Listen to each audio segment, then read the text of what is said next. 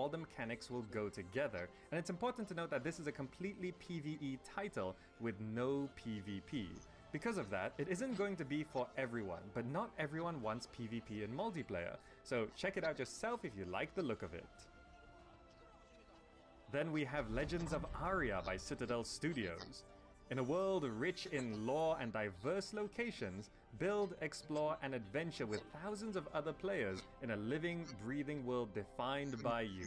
Combat is skill-based, there's player housing, and you'll choose your own path, being a craftsman, adventurer, or even just a fisherman in the sandbox MMORPG. The concept is to move away from traditional levels, classes, and quest grinding, which sounds good for those who prefer less rigid gameplay, but that direction also risks ending up more aimless. Customization is a big point though, even allowing you to customize and run your own game worlds. So if the player base is active and enthusiastic, this could be a great one to get into. Next up we have Life is Feudal MMO by Bitbox. Medieval life on a grand scale that allows thousands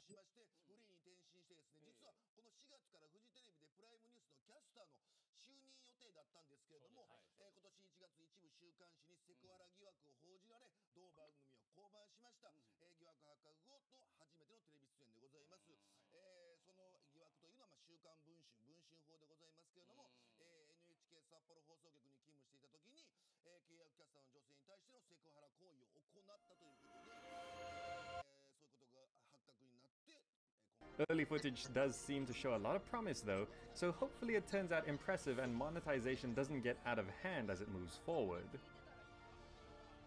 Next we've got The Saga of Lucimia by Stormhaven Studios.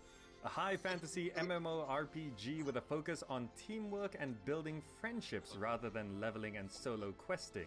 Aiming to go back to basics, community is everything with group-based emergent gameplay, and the world is a sandbox and specifically not a theme park, with no quest hubs, no minimap, and a massive world with classless characters. In early access pre-alpha now, gameplay footage is understandably still rough, and they're working out how all the mechanics will go together, and it's important to note that this is a completely PvE title with no PvP.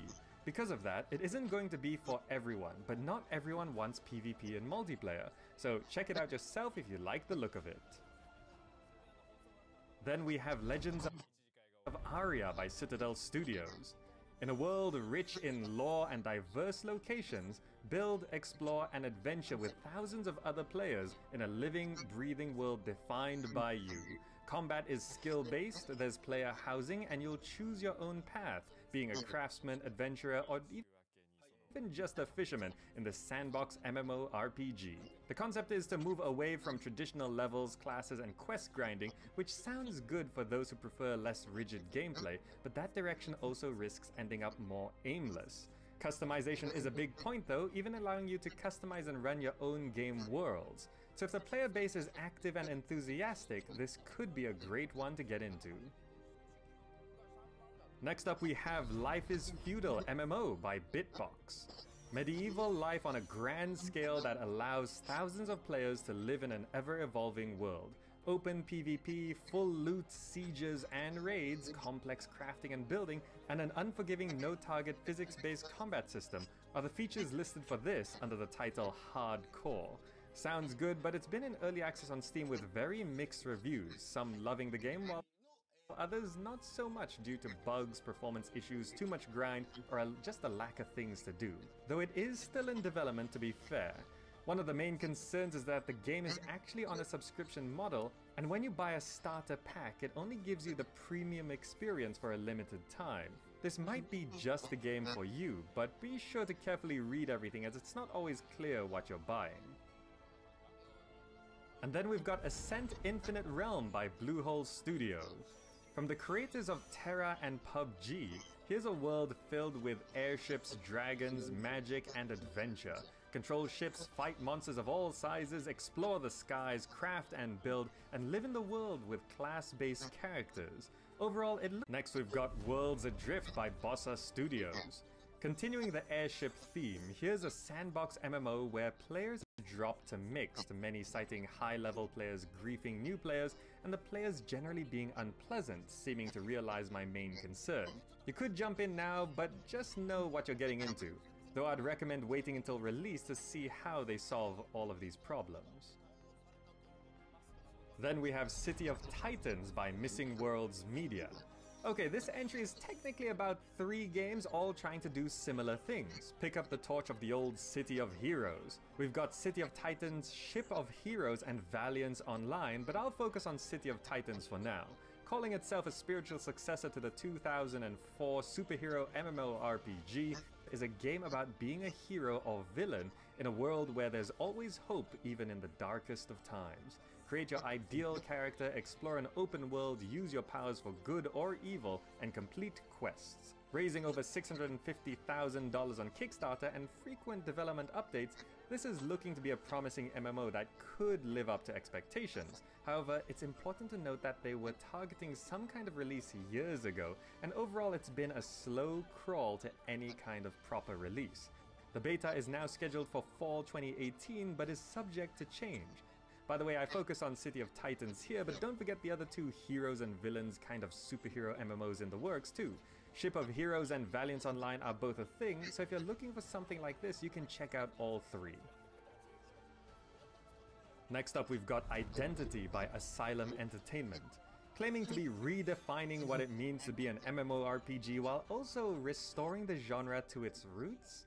Identity is promising a lot, including an open world free of restrictions and player-defined destinies. With a modern setting, you'll be able to pursue jobs and a career, own a home, live a life of crime, and build your empire in your quest for wealth, glory, and power. It all sounds impressive and promising, but the MMO genre is no stranger to big talk, though they have raised $1 million, so they do have a bit of a budget. They've also started to show off some gameplay footage, which does look decent.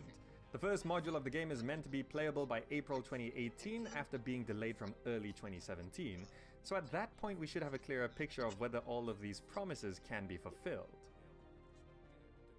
And then we have Wild West Online by 612 Games. This is a cowboy Wild West themed action MMO with an emergent systems-driven open world. Your actions build your own reputation, and you can be a hero or villain, claiming or creating bounties through a crime and punishment system. Explore, gather resources, and engage in PvP combat or complete PvE quests. Development is planned to be somewhat episodic with a variety of future expansions planned, but the new content is meant to be completely free as the seasons go on. That could mean it could be a bit lacking in content at the start though. Now, Wild West Online does also have some kind of weird controversy going around possibly shady business practices, but I'm not gonna say one way or another. You can look it up yourself. The game does seem promising, but I'll just be very careful with this one, and maybe wait until closer to release before putting any money into it. Next we have Boundless by Wonderstruck, a voxel sandbox MMO where you explore a vast universe of procedurally generated connected worlds as you build an empire with friends. Be a seasoned hunter, a weathered explorer, a master builder, a shrewd trader, or a natural fighter as you build a shop, trade, create sandbox contraptions, hunt for titans, claim lands, and open portals. It's been in early access on Steam since 2014 and was aiming for a late 2017 release, which it has missed, but receiving mostly positive reviews. Most seem to be enjoying it, and there does seem to be a lot to it.